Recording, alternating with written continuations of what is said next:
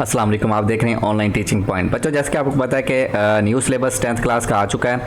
आपकी जो 10th class है 2026 में जो नई बुक आनी थी, जिन बच्चों ने अभी अभी एग्ज़ाम्स दिए हैं 2026 के अंदर 9th क्लास के न्यू सिलेबस उन्होंने पढ़ा है, तो बिल्कुल उसी तरह से पैक्टा की तरफ से आपकी 10th क्लास की मैथमेटिक्स की बुक्स आ चुकी हैं, बल्कि सारे सब्जेक्ट की बुक्स आ चुकी हैं, मेरे पास मौजूद हैं। अगर कोई किसी को ज़रूरत हो तो नीचे आपके ना मेरा फ़ोन नंबर चल रहा है स्क्रीन के ऊपर, तो यहाँ पे आप व्हाट्सएप नंबर पे मुझे मैसेज करके आप वो बुक भी मुझसे ले सकते हैं PDF फॉर्म में। अदरवाइज़ आपको ऑनलाइन भी मिल जाएगी, कोई ज़्यादा मुश्किल वाली बात नहीं है। तो आपका जो पहला चैप्टर है बच्चों, इसके अंदर है जी कॉम्प्लेक्स नंबर। तो इस के अलावा अगर आपने मज़ीद दूसरे लेक्चर्स देखने हैं तो वो भी सारे के सारे इसी प्लेलिस्ट के अंदर मौजूद हैं कम्प्लीटली, ताकि आपको किसी भी एकेडमी में जाने की ज़रूरत ना पेश है। अगर कहीं पे कोई मुश्किल पेश आती है तो आप फ़ौरन चैनल को ओपन करें और वहाँ पे आपको उसके मुतल्लिक़ जो भी आपने वीडियो देखनी है, जो भी लेक्चर देखना है, एक्सरसाइज देखनी है, तो आपको आसानी से मिल जाएगी। जस्ट आपने लेक्चर नंबर देखना है, ऊपर एक्सरसाइज नंबर ढूंढें, तो जो आपको एक्सरसाइज चाहिए वो आपको इसी प्लेलिस्ट के अंदर मिल जाएगी। तो लेक्चर नंबर 1 है ये, तो आप देख रहे हैं 10th क्लास का न्यू सिलेबस है मैथमेटिक्स का, जो 2025 में बुक आई है। आपका पहला चैप्टर इसका नाम है जी कॉम्प्लेक्स नंबर्स। अब इनको आप पहली दफ़ा पढ़ रहे हैं, आपके लिए ये फर्स्ट टाइम ये वर्ड यूज़ हो रहा है कॉम्प्लेक्स नंबर, ठीक है। न्यू सिलेबस है, पुराने में ये सिलेबस के अंदर ये वाली बात नहीं थी। अच्छा, कॉम्प्लेक्स नंबर होता क्या है, तो यहाँ पे आपको ना थोड़ा सा बोर्ड पे लेके चलता हूँ। यहाँ देखें, सपोज करें कि आप सबसे पहले ये इक्वेशन देखें, क्वाड्रेटिक इक्वेशन इस तरह की आपने बहुत सारी सॉल्व की होंगी। ये वाली एक्स स्क्वायर -1 इक्वल टू 0, यहाँ पे लिख देता हूँ एक्स स्क्वायर -36 इक्वल टू 0। इनको आपने बहुत दफ़ा सॉल्व किया होगा। कैसे सॉल्व करते थे आप? एक्स स्क्वायर इधर रखते थे और 1 को इधर लेके आते थे, और फिर taking square root on both side, इधर भी स्क्वायर रूट ले लेते और इस साइड पे भी स्क्वायर रूट लेते थे। आपको पता है स्क्वायर से स्क्वायर रूट कैंसिल हो जाता था, एक्स इज इक्वल टू आ जाता था +-1, या अकेला प्लस कह लें, एक ही बात है। इस साइड पे अगर इसको सॉल्व करें तो बिल्कुल उसी तरीके से इसको भी आप सॉल्व करते होते थे। एक्स स्क्वायर, इसका भी स्क्वायर रूट लेते थे और 36 का भी आप स्क्वायर रूट लेते थे, ये कैंसिल हो जाता था, x इज़ इक्वल टू +-6 आ जाता था।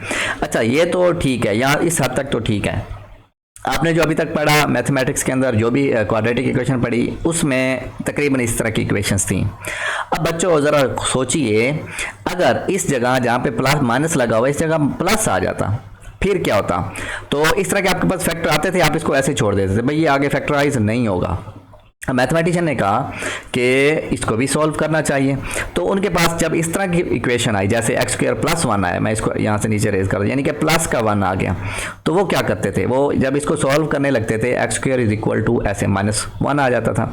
अब जैसे स्क्वायर रूट लेते थे इस साइड पे, इधर इसका भी स्क्वायर रूट लिया तो ये तो कैंसिल हो जाता था, लेकिन -1 का स्क्वायर रूट बच्चों ये बिल्कुल एज इट इज़ यूज़ करते। अब अगर इसको 1 लिखते या +-1 लिखते तो 1 और -1 में फ़र्क नहीं रहना था। मैंने कहा ये तो गलत है, यानी कि इसका कोई ना कोई और फैक्टर बनना चाहिए, इसके कोई और आंसर आना चाहिए। तो कुछ टाइम के लिए मैथमेटिशियंस जो है वो यहाँ पे रुक गए, यानी कि इसी तरह से जहाँ पे ये इक्वेशन आती थी, ये फंक्शन आता था, उसी तरह से x equal to -1 square root लिख देते थे। इसी तरह से अगर मैं इस साइड पे आऊँ, ये जो 36 लिखा हुआ है, यानी कि अगर इसकी जगह प्लस आ जाता तो फिर ये होना था ऐसे, और जैसे ये होना था यहाँ पे माइनस का साइन आ जाना था। अब माइनस का साइन आ गया तो फिर यहाँ पे रुक जाते थे, इसको इसी तरह से छोड़ देते थे। तो बच्चों 16th सेंचुरी के अंदर एक जर्मन मैथमेटिशियन था, मैं आपको दिखाता हूँ, बुक पे मौजूद है। ये देखें, ये भाई साहब की फोटो बनी हुई है, ठीक है। ये देखें, the idea of complex number first image in 16th century, 16वीं सदी में जर्मन इटालियन मैथमेटिशियन था, ये उसका भाई साहब का नाम लिखा हुआ, इसने डिस्कवर किया था, ठीक है।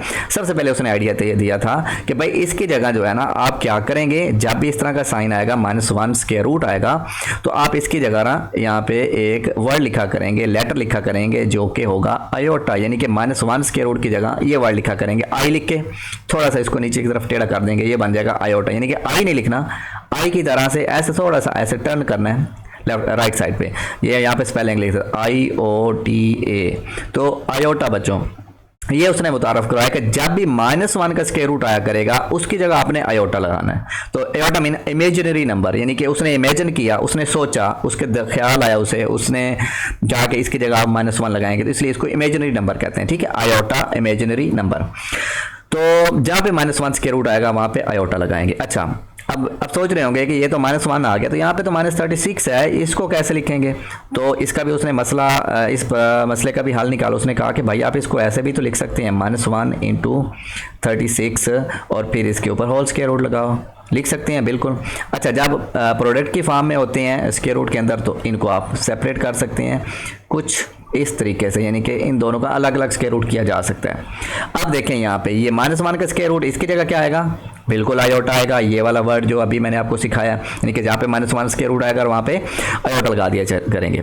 और जो 36 है, 36 है, इसकी जगह आप 6 लगा लें, क्या आएगा 6 आयोटा। यानी कि अगर कहीं पे ये वाला आ गया x² = -36 स्क्वायर रूट, तो बच्चों आप क्या लगाएंगे, आयोटा और 6। अब किसी कोई भी नंबर आ जाए, -64 आ जाता है, 64 का स्क्वायर रूट होता है 8, आप लगा देंगे, माइनस है तो आयोटा लगा देंगे, यानी कि 8 iota. Okay, 81 square root, -81 square root आ जाता है, तो 81 9 का स्क्वायर होता है। अच्छा, और -1 की वजह से आयोटा लगा देंगे, 9 आयोटा। तो मेरे ख्याल में अब बात आपको समझ आ चुकी है कि जहाँ पे -1 आएगा स्क्वायर रूट का, वहाँ पे आपने क्या लिखना है, आयोटा लिखना है। अब बच्चों यहाँ पे एक और फार्मूला, यानी कि एक बात तो हमें ये कंफर्म हो गई कि -1 स्क्वायर रूट की जगह आप आयोटा लिखेंगे। अच्छा, अब इसी तरह से यहाँ से उन्होंने एक और फिर फार्मूला निकाल लिया कि यहाँ पे आयोटा है, इसका भी स्क्वायर कर लो, और -1 स्क्वायर रूट इसका भी स्क्वायर कर लो। यहाँ पे ऐसे मैंने स्क्वायर किया, तो अब स्क्वायर से ये स्क्वायर रूट कैंसिल हो जाएगा, तो -1 = आ जाएगा आयोटा स्क्वायर। अब यहाँ पे एक और फार्मूला आ गया, जहाँ पे -1 होगा हम उसकी जगह आयोटा स्क्वायर भी यूज़ कर सकते हैं, जहाँ पे आयोटा स्क्वायर होगा उसकी जगह हम -1 भी यूज़ कर सकते हैं, और -1 स्क्वायर रूट की जगह हम क्या यूज़ करेंगे, आयोटा यूज़ करेंगे, ये वाला जो आपको ऊपर दिखाई दे रहा है स्क्रीन के ऊपर। तो मेरे ख्याल में आप बात को समझ चुके हैं कि कॉम्प्लेक्स नंबर, देखें कॉम्प्लेक्स नंबर के अंदर 2 होते हैं, एक होता है रियल पार्ट होता है और दूसरा होता है इमेजिनरी। इसको सी से जाहिर करते हैं बच्चों, ये इसकी स्टैंडर्ड फॉर्म है a + b आयोटा।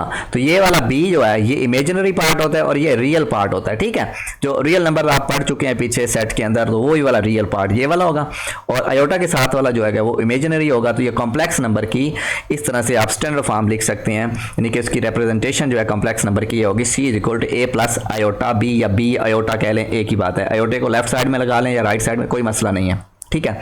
तो ये होगी उसकी स्टैंडर्ड फॉर्म। तो अब मेरे ख्याल में आप बात समझ चुके हैं। अब देखें ज़रा, आपकी बुक के अंदर जो है वो एक्सरसाइज दी हुई है कुछ इसी तरह से।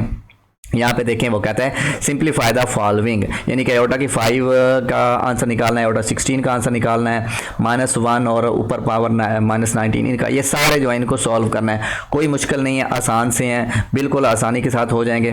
तो इसी तरह से ये लेक्चर नंबर 1 था, ये थोड़ी सी इंट्रोडक्शन देना था मैंने कॉम्प्लेक्स नंबर का, कि आप कॉम्प्लेक्स नंबर को समझें, आयोटा कहाँ से आया, -1 स्क्वायर रूट की जगह क्या लिखेंगे, आयोटा स्क्वायर की जगह क्या लिखेंगे।